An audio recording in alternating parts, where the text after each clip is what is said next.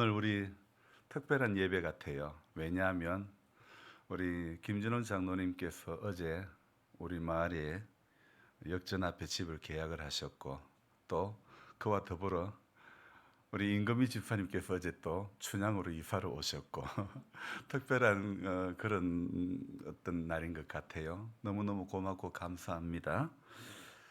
지난 주 중에 역대급 태풍이라고 하기에는 정말 너무 싱거운 태풍이 지나간 그런 느낌입니다. 물론 주중에 타 지역에 계셨던 분들도 이 가운데는 계신 것 같은데, 타 지역에 계셨던 분들은 어떤 어려운 과정 중에 있었는지는 모르겠지만, 제가 사는 이 봉화 우리 마을은요, 태풍이 이곳으로 왔는지 갔는지 아직도 저는 느낌을 못 잡겠습니다. 흔히 태풍이라면 그래도 비와 바람을 동반하기 마련인데, 비도 비 같은 비도 오지 않았던 것 같고, 바람도 바람 같은 바람도 분 것 같지가 않은 거예요. 그러니까 비도 바람도 저는 뭐 제대로 이 태풍의 기운이라는 것 자체를 느껴보지 못했기 때문에, 아직도 태풍이 있나 갔나 저는 도무지 모르겠습니다. 하여튼 뭐 또 다른 태풍이 하나 올라오긴 온다 그러죠. 걱정할 필요가 없습니다. 한 해 몇 개씩 올라갔다가 내려갔다가 다 하니까, 다 그 과정 중에 있으니까 걱정할 필요가 없는 거예요. 하여튼 천만다행 가볍게 끝이 나고만 태풍이 이름이 뭐라고 그랬죠? 카눈. 우리 성경은 잘 몰라도 카눈은 잘 알아요. 이 카눈이 너무 고맙기도 하지요. 수박을 심었던 흔적이 밭에 곳곳에 남아 있고, 깨어진 수박 파편과 장사가 가져가지 않고 못 먹게 된 피수박들, 수박 농사를 위해 설치했던 비닐, 거물, 점적호수 등등을 일체 정리하려고 외국인 노동자 5명을 불렀습니다. 항상 고민하는 것이지만은, 이 정도면 몇 명이 필요할까? 이 일을 하는데 몇 명의 인원이 적당할까? 이 감이 없는 거예요. 그래서 저는 그때마다 권사님 몇 명을 불러요? 우리 김 권사님에게 묻습니다. 잘 모르니 물을 수밖에 없습니다. 지금껏 없었던 일들이 일어났습니다. 아침 식사 시간이었습니다. 외국인 노동자들이 식탁 앞에서 한 명이 대표 기도를 하는 겁니다. 그들이 기도하는 것이 너무 신기하게 보여지는 목사의 눈에는 궁금했습니다. 기도하는 그들의 모습이 혹시 저 친구들이 이슬람이 아닐까? 제 안에 이런 마음이 드는 거예요. 그래서 짧은 영어로 제가 당신들 이슬람이냐고 물었습니다. 그렇게 물었더니 자기들은 이슬람이 아니고 크리스찬이라고 이야기를 합니다. 그래서 모두가 크리스찬이라고, 올 크리스찬이라고 이야기를 했죠. 질문을 하는 제 자신이 곰곰이 생각해 보니 좀 웃겼습니다. 저의 질문에는 기도하는 그들을 보고 당신은 이슬람 신도입니까? 라고 물었던 것이, 우리 기독교인들보다 이슬람이 더 열심히 기도한다는 것을 전제로 하는 말이 되기 때문이죠. 제 안에 잠재되어 있던 의식이 기도하는 그들을 보며 저 사람들은 이슬람 신도들일 거야, 이런 생각을 하게 만들었던 거죠. 질문을 그렇게 한 것은 제 안에 제 생각이 은연중에 그렇게 저런 사람들은 분명히 이슬람일 거야, 이렇게 굳어져 갔기 때문이죠. 당시에는 사실 그렇게 질문을 하고 그런 의구심이 생길 때는 별로 몰랐는데, 오늘 새벽에 글을 적으면서 곰곰이 생각해 보니 저의 질문 내지 궁금증에는 조금 모순이 있다는 것을 발견한 것입니다. 기도는 이슬람 교도들만 하는 것이 아닌데, 그렇게 추측을 하는 것이 바로 이슬람 교도들이라고 추측을 하는 저의 생각이, 이거는 저 자신도 모르게 이상하게 굳어진 신앙의 스타일이 제 안에 생겼다는 것이죠. 사람들은 자기의 신앙 스타일이 옳은지 그른지, 아니면 주님이 기뻐하실지 안 기뻐하실지, 이런 것들 사실 말로는 주님이 기뻐하실 주의 영광 위에 이런 생각들을 하고 기도하지만, 실제 신앙인들의 삶은요, 옳고 그르고 주님의 뜻이고 아니고 그것보다 자기 안에 느껴지는 그 감정에 충실할 때가 훨씬 더 많을 것 같은 그런 생각입니다. 그래서 바로 이런 것이 어쩌면 연약한 인간의 한계가 아닐까. 크리스찬이라면 기도하는 것이 당연한 건데, 문제는 우리가 사는 문화는 당연한 것이 익숙하지 않은 문화 가운데 살아가고 있지 않습니까? 우리가 사는 이 임기 마을만 해도 예수 믿는 사람보다도 안 믿는 사람이 훨씬 더 많은 이 문화 가운데서 저와 여러분들이 이 크리스찬으로서 크리스찬이 살아가야 할 문화보다도 우리의 삶의 자리에는 우리의 문화와는 다른 그런 문화 속에 살 때, 그럴 때 크리스찬들은 어떻게 비추어져야 하는지 바로 이 부분이 저는 중요하다고 생각을 해봅니다. 말레이시아 보르네오라고 하는 곳에서 온 이 젊은이들이 모두 크리스찬이라고 했는데 저는 궁금했습니다. 어떤 크리스찬일까? 저들은 무슨 선교 단체에서 짧은 기간 선교 여행, 아니 선교 취업이라도 한 것일까? 사람들을 보내주는 인력 사무소의 사장님께 그들의 그 수고비를 송금해주고는 전화로 물었습니다. 오늘 온 친구들이 전부 다 크리스찬이라고 말하는데, 그렇게 말했더니 사장님께서 하시는 말씀이 그들은 안식교인입니다, 그렇게 이야기를 합니다. 역시나 제가 생각하는 일반적인 크리스찬이 아니라는 것이 밝혀지니 솔직히 일반적인 크리스찬이라는 게 어쩌면 부끄럽게 느껴지더라 이겁니다. 여러분, 크리스찬이라면 당연한 것인데 그들 중에 한 명이 말합니다. 우리는 먹을 때 기도한다. 먹기 전에 기도한다. 우리는 잠자기 전에 기도한다. 우리는 일하기 전에 기도한다. 그 이야기를 하는데요, 엄청 당연한 것인데 우리는 그들이 말한 그 질문을 우리 자신에게도 스스로 질문을 해보면 어떨까 싶습니다. 나는 과연 먹을 때마다 먹기 전에 기도하고 있는가? 나는 교회 말고 안 믿는 사람과 함께 밥 먹는 자리에서 식사 때마다 기도하고 먹는가? 나는 잠잘 때마다 하루의 일과를 돌아보며 감사하며 하나님의 은혜에 감사하며 기도하는가? 나는 일하기 전에 일할 때마다 하나님 앞에 오늘 일을 위해서 기도하고 있는가? 물론 바리새인과 같은 그런 기도 말고 솔직하게 은밀하게 보시는 주님을 향한 진솔한 기도가 내 안에 행해지고 있는가? 목사님들이 모이는 세미나에 가면 어떤 목사님들은 내일 아침엔 새벽 기도 없어서 좋다, 그런 이야기를 하시는 분들이 있습니다. 전통적 한국 신앙의 정서로는 목회자들은 새벽에 새벽 기도를 하는 것이 정석이죠.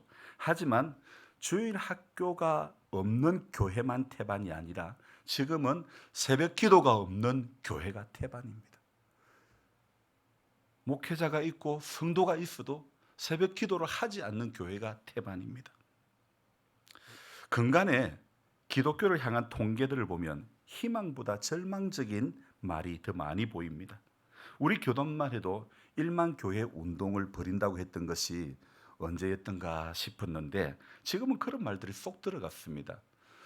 엊그제 기독 공부 온 것을 보니까 우리 교단의 통계가, 물론 이건 정확한 건 아닙니다. 일단 그 교회 보고서를 낸 걸 가지고 통계를 낸 것인데 우리 교단의 교인 수가 230만 명이라는 그런 통계를 보았습니다. 그런데 이 숫자는요, 2년 전의 숫자보다도 9만 명이 줄은 숫자라고 합니다. 그래서 앞으로 얼마 안 하는 시간에 우리 교단의 교인들 숫자가 150, 60만 정도로 줄어들 것으로 추정을 하고 있습니다. 지금 사실 숫자 자랑하는 곳은 신천지와 같은 이단밖에 없을 지경입니다. 그뿐 아니라 우리 사회에는 언제부턴가 트로트 문화가 얼마나 열풍인지, 저희 이모는요 올해 8순이 거의 다 됐는데 카카오톡 프로필 사진에 누가 거기에 있냐면 자기의 손자나 손녀가 아닌 정동원이가 거기에 있습니다. 그래서 저는 이모 정동원이 보고 이모를 불러야 되나? 정동원이가 거기 있는 거예요. 얼마나 인기가 있는지. 또 목사님들 중에 구작이라고 하는 목사님이 있습니다. 이 목사님 여러분 뭐 들어보셨는지 모르겠지만은 몇 년 전에 서바이벌 나와가지고 노래를 불렀는데 어떤 노래를 불렀냐면요. 아따 참말이요. 이 찬송을 부르는데 트로트로 이렇게 개사를 해가 부르는 거예요. 아따 참말이요. 믿을 수 없겠는디. 성경에 쓰여 있네. 그런 이야기를 부르는데 웃기기도 하고, 그 당시에는요 이분이 추리닝을 입고 전도사 때 나왔던 분인데 우습기도 하고, 저게 정말 복음적일까 이런 생각도 들기도 하고 하였지만, 그러나 또 그 나름대로 우리 문화 속에 들어가는 그런 모습이라고 저는 인정을 했습니다. 사실 이 트로트가 얼마나 이렇게 열풍이었던지, 한동안 방송국마다 무슨 미스트 트롯 뭐 이런 것들 한참 하지 않았습니까? 모르겠네도 지금 입가에 살 미소를 띠고 있는 분들은 열광을 했던 분으로 보입니다. 그러니 갑자기 얼굴이 싹 굳어지네요. 여러분, 그 가운데 미스터 트롯 진에 당선된 임모 씨가 있죠. 그죠? 뭐 말 안 해도 영웅이라는 거 다 아시죠? 이 분에게는 상금이 1억이 주어지고 SUV 차도 하나 주어졌고, 그리고 이태리 수제 구두가요 200클레가 말도 안 되네요. 200클레가 상품으로 주어졌는데, 문제는 선과 미에는요 어떤 특별한 것이 없었다는 겁니다. 진을 차지한 한 사람에게 모든 상품이 주어지는 성자 독식의 모습이 어느 누구에게도 어색하지 않게 생각되는 것 같은 이런 성자 독식의 사고는 자본주의 사회를 철저히 지배하고 있는 것이죠. 현재 우리 사회의 가장 큰 폐해는 성자가 모든 것을 다 가지는 성자 독식 규칙이죠. 사실상 모든 사람이 이러한 현실을 어쩌면 당연한 것으로 받아들이고 있고, 심지어 이것은 교회마저도 마찬가지라는 겁니다. 교회 안의 사정도 세상사와 별반 다를 바가 없다는 것입니다. 인기 있는 목사는 점점 상품화되고 브랜드화되고, 그래서 소위 목회 성공했다는 사람들의 목회의 이면을 들여다보면 전부 수평 이동에 의한 대형 교회로 성장하게 된 경우가 허다하다는 것입니다. 이것은 마치 블랙홀에 빠져들어가듯이 작은 교회 성도들이 전부 다 그 블랙홀에 빠져들어가는 거죠. 저도 만약에 어떤 목사님들처럼 스펙도 좋고 책도 출간하고 그래서知名도가 높았더라면, 제가 올리는 유튜브 방송 구독자도, 꼭두새벽 묵상도 엄청난 조회수가 될 것이겠죠. 또 구독자도 엄청나겠죠.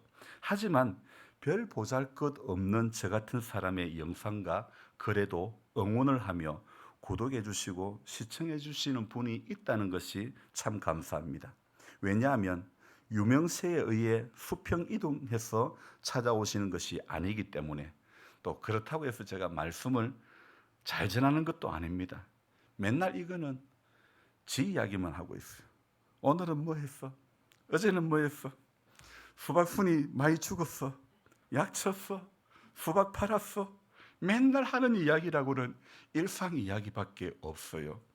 이게 예수 이야기는 별로 없고, 전부 자기가 어떻게 살았는지, 어떤 경험했는지 그 이야기만 맨날 하면서 타이틀은 거창하게 꼭두새벽 묵상이라고 갖다 붙이고, 구독자가 295명이 된 것, 이런 거나 자랑하고, 봉화 총구석의 한쪽 기탱이에 스펙도 없는 목사 하나가 유튜브 방송을 한다고 하는데, 머리는 꼬부랑 파마를 해갖고 맨날 똑같은 양복 입고, 그걸 커버하려고 넥타이는 맨날 다른 거 이렇게 걸고 꼴에 방송한다고 얼마나 깝죽대는지 하나님 보시기에는요 가감도 아닐 것 같아요. 그래도요, 저는 생각해 보기를 이 보잘것없는 인간 냄새 나는 한 인간의 방송과 글에 은혜 받는 사람이 있음에 감사할 뿐입니다.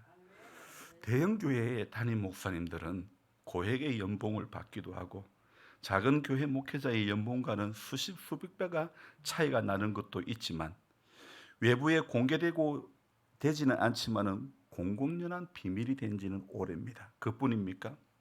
한 발 더 나아가서 성자 독식하고 있는 교회를 통째로 아들에게로, 통째로 사위에게로 이렇게 세습하는 교회들도 많이 있습니다. 이게 북한도 아닌데 북한에서 사용하는 세습 체제를 교회도 도입해서 얼마나 자연스럽게 적용하고 있는지 모릅니다. 세상이 즐겨 사용하는 성자 독식 사회 논리를 교회도 아무 거리낌 없이 사용하고 있다는 것, 어쩌면 이 모든 것이 바로 성자 독식 구조에서 교회도 벗어날 수 없었다는 것, 우리 성도님들이 같이 고민해야 될 문제가 있습니다. 물론 목회자가 교회를 섬기면서 대접을 받을 수는 있으나 나이 어린 목사의 생일만 챙기는 교회 구조는 역시 성자 독식의 논리에서 벗어나지 못하는 교회가 되고 만다는 것입니다. 목사의 생일이 챙겨진다면 별로 존재감 없는 고령의 성도님들 역시 그분들의 생신도 당연히 챙겨져야 한다는 것이 제가 생각하는 목회의 모토, 로마서 12장 15절 말씀처럼 즐거워하는 자들로 즐거워하고 우는 자들로 같이 우는 바로 그런 교회가 진정 함께하는 교회가 아닐까 싶습니다. 오늘 사무엘상 8장을 1절부터 8절까지 우리 집사님께서 봉독하셨는데요. 저는 먼저 9장 1절부터 9장 서두의 내용을 먼저 말씀드리고 이 부분을 말씀드리려고 합니다. 9장 서두에 베냐민 지파에 기스라 이름하는 유력한 사람이 있으니, 여기 유력이라는 말은요, 이 설유자 힘역자라는 그런 단어죠. 힘 있는 사회 지도급 신분의 사람을 말합니다. 오늘 제가 계속 이야기하고 있는 이 성자 독식 구조의 수혜자와 같은 사람, 바로 유력자 기스라고 하는 사람이 이 사무엘상 9장에 등장하죠. 어느 시대도 할 것 없이 이런 부류의 사람들은 꼭 나오기 십상입니다. 사실 사무엘상 9장은 이스라엘 초대왕 사울이 역사의 무대에 등장하는 장이 바로 사무엘상 9장입니다. 그래서 사울의 등장 이면에 시대적인 상황이 어떠했는지 그것을 알려주는 장이 바로 사무엘상 8장이라는 것입니다. 제가 자꾸 사무엘상을 사도행전을 말하려고 하는 그런 게 있네요. 사실 오늘 사울의 이야기를 잘 풀어갈 수 있는 것은 먼저 사무엘상 8장의 내용을 잘 알아야 사무엘상 9장의 이 초대 왕에 대한 왕이 옹립되는 이 과정들을 잘 알게 되는 거죠. 사울이 등장한다는 것은 곧 왕정이 시작된다는 그런 의미입니다. 왕이 정치를 하는 구조, 얼핏 보면 정말 이상적인 정치 구조, 국가 구조가 아닐 수가 없죠. 이스라엘 백성들은 이 왕정 제도에 대해서 동경심이 있었습니다. 주변에 하나님을 모르는 나라들이 왕정 제도를 통해서 얼마나 잘 사는지, 그래서 그런 왕정 제도가 그들에게는 은근히 부러웠던 모양이죠. 하지만 이 처음 초대 왕의 이야기는 사무엘상 9장이 아니고 이 배경은 8장부터 봐야 되는 거죠. 그래서 8장을 시작하는 1절에 어떤 단어가 나옵니까? 어떤 문장? 사무엘이 늙음에. 사무엘이 늙었다는 이 말은요, 어떤 반전을 이야기하는 겁니다. 사사시대에 정말 옳다 말할 만한 사사가 한 명도 안 보일 때 사무엘은 그래도 꽤 멋있는 사사로 살았습니다. 그런데 오늘 8장 1절은 사무엘이 늙음에 이렇게 시작되죠. 사무엘이 늙었을 때 어떤 반전 내지 사건이 일어남을 의미하는 것이죠. 그래서 그 다음 문장에 우리 같이 읽어볼까요? 그의 아들들을 이스라엘 사사로 삼으니. 자, 그 다음 절 2절은 아들의 이름과 사역지를 소개하고 있죠. 장자의 이름은 요엘이요, 사자의 이름은 아비야라. 그들이 브엘셰바에서 사사가 되니라. 자, 문제는 아버지 사무엘의 혈통을 이어받아 아들들이 사사가 되었지만 사람들은 이 두 사람을 이스라엘의 마지막 사사로 인정하지 않는다는 겁니다. 오늘 분위기가 왜 이렇게 다운됐나요? 저를 한번 쳐다봅시다. 왜냐하면 요엘과 아비야가 진짜 사사의 역할을 감당했더라면 성경은 8장 2절 이후에 사사로서의 기록이 남아 있어야 하기 때문이죠. 남아 있기는 합니다. 3절에요. 그러나 그의 아들들이 3절에 뭐라고요? 같이 읽습니다. 그의 아들들이 자기 아버지의 행위를 따르지 아니하고 이익을 따라 뇌물을 받고 판결을 굽게 하니라. 자, 그 아들 요엘과 아비야에 대한 기록은 3절 한 절이 끝입니다. 자, 이 한 절만 기록이 남아 있습니다. 사실상 사사는 사무엘로 끝이 나는 것이죠. 그의 아들들에 대해서 성경은 더 이상 말씀하지 않고 침묵하고 있습니다. 그래서 이스라엘 모든 장로들이 오늘 4절에 보니까 이스라엘 모든 장로가 모여 라마에 있는 사무엘에게 갑니다. 뭐하러 갑니까? 따져보러 가는 거예요. 그죠? 당신 아들이 말이야. 이렇게 따져보러 가는 거예요. 자, 그때 보소서 5절입니다. 당신은 늙고 당신의 아들들은 당신의 행위를 따르지 아니하니 모든 나라와 같이 우리에게 뭘 세워요? 왕을 세워 우리를 다스리게 하소서 한지라. 바로 여기에서 이스라엘의 백성들이 왕을 요구하는 그 내용이 누구 때문에? 사무엘의 아들들이 재판을 굽게 함으로 말미암아 왕정 제도가 여기에서부터 백성들이 요구하고 이제 싹이 트게 되는 거죠. 자, 그럴 때 6절의 사무엘의 반응이 어떻습니까? 사무엘이 그것을 기뻐하지 아니하며 여호와께 기도하며, 사무엘이 기도한 것에 대해서 하나님께서 입을 여시는데 그것이 바로 7절입니다. 여호와께서 사무엘에게 이르시되 백성이 내게 한 말을 다 들으라. 이는 그들이 너를 버림이 아니요 나를 버려 자기들의 왕이 되지 못하게 함이니라. 8절에 연이어 8절에서도 또 연이어 말씀하시고 9절에서 하나님께서는 그들의 말을 듣되 너는 그들에게 엄히 경고하고 그들을 다스릴 왕의 제도를 가르치라. 이렇게 해서 한 번도 시행해보지 않았던 왕정 제도가 사울을 통해 처음 시작이 되는 겁니다. 자, 여러분 사무엘의 마음이 어땠을까? 저는 사무엘의 제가 사무엘이었다면 기분이 영 별로였을 것 같아요. 아들들에 대해서 너무 속상했을 것 같아요. 왜 사람들이 장로들이 와서 당신 아들들이 재판을 굳게 하고 막 이런 이야기 들었을 때에 얼마나 속상했을까요? 또 자신이 늙었다는 이유로 백성들이 자신을 가벼이 여기는 그런 분위기 가운데 정말 기분이 꿀꿀했을 것이라고 생각되어집니다. 하지만 기도의 사람 사무엘은 감정에 붙들리지 않고 곧바로 기도하는 것입니다. 여러분, 인간적인 고민에 붙들리기보다 기도로 고민을 풀어가고 기도함으로 자신의 감정을 삭히는 사무엘의 이러한 모습, 바로 사무엘의 위대한 면모가 드러나는 그런 모습이죠. 아기를 낳지 못하던 한나가 기도하며 구했던 아들이 사무엘이고, 그는 나실인의 삶을 한순간도 버리지 않았고 신실하고 순결하게 살았던 그런 사역자였습니다. 그런 사무엘에게 나이 들어 늙음에 아들들로 인해 듣게 되는 원성은 그에게 어쩌면 엄청난 스트레스였을 것 같습니다. 하지만 우리는 7절 말씀에서 진짜 하나님의 속마음을 우리는 잘 알 수 있습니다. 문제의 본질을 파헤치고 그 본질에 대해서 정확히 지적하시는 하나님, 백성들은 사무엘에게 대해서 지금 원망하고 있는 것이 아니라 하나님에 대해서 불평을 하고 있다고 말씀을 하시죠. 사람들은요, 지금 왕을 세워달라는 게 이게 다른 말로 하면 어떤 의미냐면요, 더 이상 보이지 않는 하나님의 실체보다 보이는 무엇인가를 만들어 달라는 것 아닙니까? 요엘과 아비야의 판결을 굽게 하는 것과 같은 사건이 안타깝게 우리나라 국방부에서 일어났습니다. 인근 문경에서 폭우로 물이 불어 실종자가 발생했는데 물이 가슴까지 오는데 실종자 수색에 군이 동원되었습니다. 사실 군인은 나라를 지키는 것이 군인의 존재 목적 아닙니까?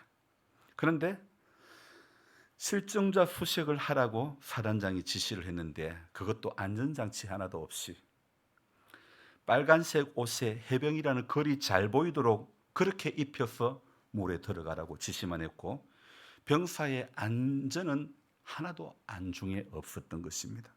결국 채숙은 일병이 죽고 말았는데, 사실 이 채숙은 일병은요, 한 집의 장손이고 독자이고 그 부모가 시험관 시술을 10번을 해가지고 겨우 성공해가지고 낳은 독자란 말이에요. 그런데 겨우 엄마가 41살에 시험관 시술 10번을, 여러분 시험관 시술이 그게 너무너무 어렵고 힘든 거예요. 그 10번을 해서 겨우 얻은 장손이고 독자인데, 아버지는 소방관이었습니다. 내 아들 구명조끼만 하나 입혔더라면 죽지는 않았을 텐데, 소방관이기 때문에 너무나 그걸 잘 알지 않습니까? 그래 얻었던 아들인데, 대통령도 엄중하게 수사하라고 해서 해병대 수사단장인 박정훈 대령이 엄중하게 수사해서 국방부 장관의 보고까지 다 했는데, 여기에 국방부 검찰이 외압을 넣는 거예요. 사단장은 빼라, 빼라, 이렇게 이야기한 거예요. 외압이 들어오자 해병대에서는 회의를 거듭하고 그 결과 그 사건을 안동경찰청에 이렇게 넘겼는데, 그 일로 해병대 수사단장은 집단 항명의 수괴로 낙인이 찍히고 직위가 해제되고 국방부 검찰 조사를 받게 되었던 거죠. 그는 그 조사를 거부하고 기자회견을 한 것입니다. 해병대 정신으로 부끄럽지 않게 정직하게 수사를 했는데, 대통령이 엄중하게 수사하라는 지시가 있었고, 그래서 혐의자의 해병대 1사단장도 거기에 포함되었는데, 윗선에서는 그 사람은 빼라는 겁니다. 그럼 대대장 이하를 하라는 것입니까? 외압이 들어와도 법과 원칙에 의해 조사를 하여 경찰에 넘기는 정당한 절차를 밟았지만은, 지금 박정훈 수사단장은 집단 항명의 수괴자로 낙인이 되어버렸죠. 그는 말합니다. 내 아들이 육군 사관학교에 다니는데 군인의 길을 걸어가는 아들 앞에 자신은 부끄러운 일을 하나도 하지 않았다고, 떳떳한 아버지라는 것을 내 아들 앞에 나는 말할 수 있다고, 그렇게 그의 얼굴 표정에서 저는 정말 진실이 무엇인지 알 수가 있었습니다.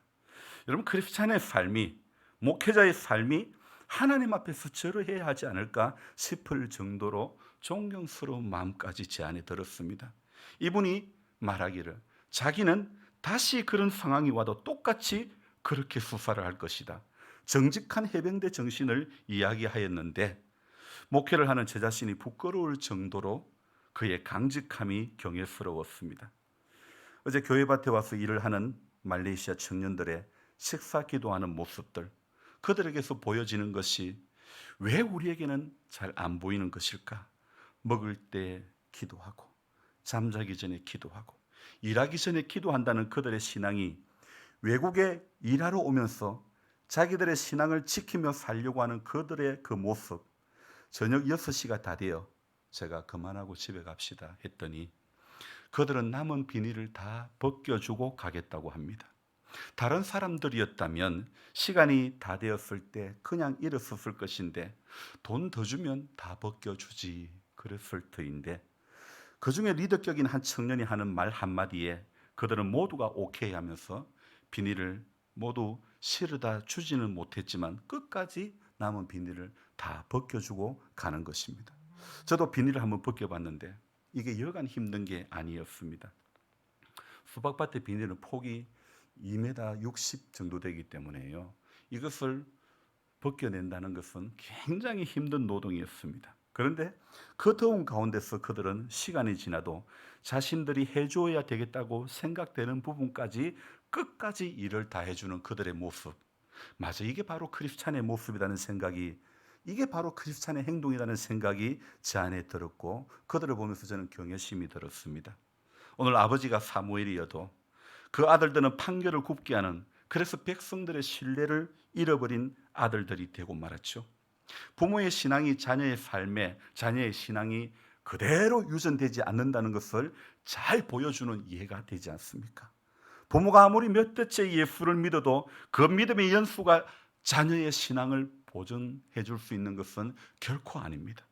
크리스찬다운 삶을 살아갈 수 있도록, 크리스찬다운 선택을 할 수 있도록 그 눈을 뜨게 해주는 것이 오늘 제가 해야 될 일이고, 오늘 이 자리에 앉아있는 우리 성도님들 모두가 해야 할 일이 아닐까요?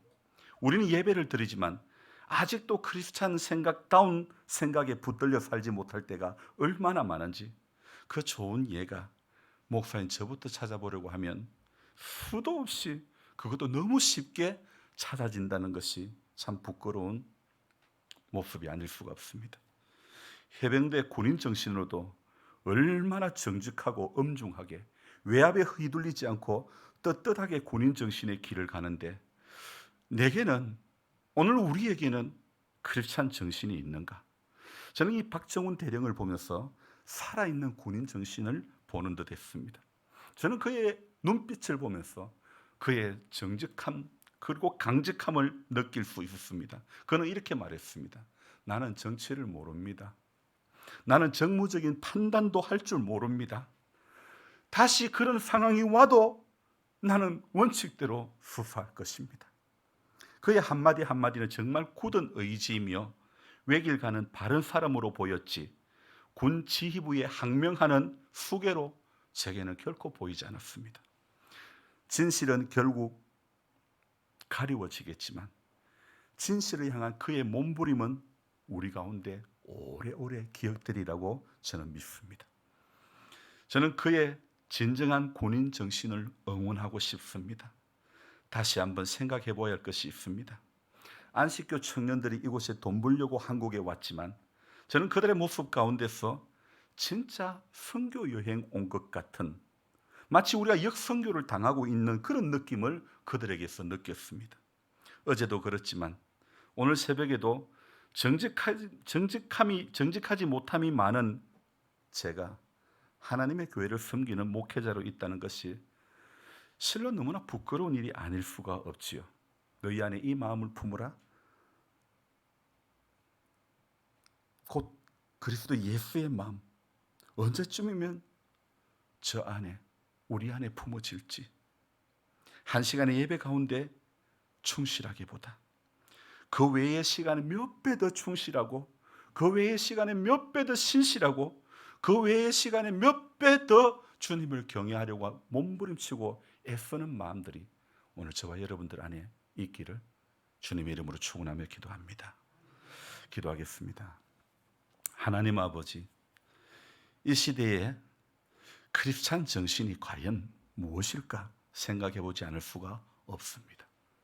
정말 크리스찬에게 오늘 주님이 기뻐하시는 그 정신, 그 마인드가 있는지, 오늘 내가 예수 믿는 사람으로서 하나님 앞에 부끄럽지 않는 모습이 우리 안에 있는지, 군인으로서 군인의 정신으로도 이렇게 강직하고 외압에 흔들리지 않고 한결같이 가는 그 모습을 보면서, 또 말레이시아 보르네에서 온 청년들의 그 신앙을 보면서 하나님, 우리는 우리의 신앙을 점검해 보지 않을 수가 없습니다. 나는 그런 열심이 있는가? 나는 그런 강직함이 있는가? 나는 정말 주님이 기뻐하시는 크리스찬의 사고가 내 안에 자리매김하고 있는가? 불의에 대해서